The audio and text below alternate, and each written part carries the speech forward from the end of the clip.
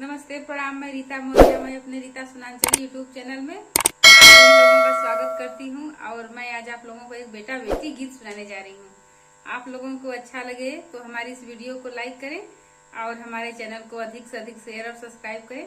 अगर दोस्तों आप हमारे चैनल पर नए हैं तो हमारे चैनल को जरूर सब्सक्राइब कर लें ताकि हमारा वीडियो जल्द से जल्द आप तक पहुँच सके। बेटा के जाना में तो चावा के अंगना, बेटी के जन्मे ना।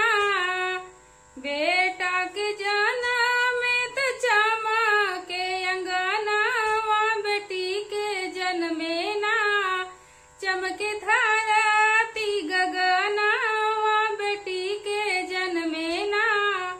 चमके धारती गगना, बेटी के जन्मे ना। बेटवा त होले माई बाबू के चिरागवा, बिटिया होनी ना।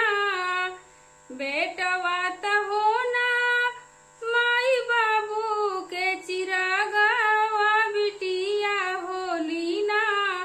दुई घरा के रताना, बिटिया होली ना। दुई घरा के रताना, बिटिया होली ना।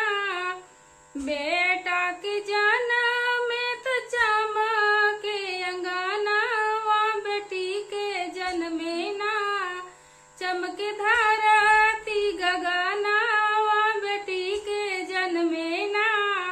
चमके धरती गगना, बेटी के जन्मे ना। बेटा के बियाहे बाबू बांधे सिर पगड़िया, बेटी के बेरियाना। बेटा के बियाहे बाबू बांधे सिर पगड़िया, बेटी के बेरियाना। चुए नैनन से लोरावा, बेटी के बेरियाना।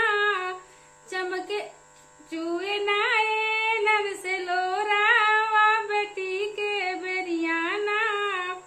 बेटा के जाना में तो चमके अंगना, बेटी के बेरियाना। चमके धरती गगना, बेटी के जन्मे ना। चमके धरती गगना, बेटी के जन्मे ना।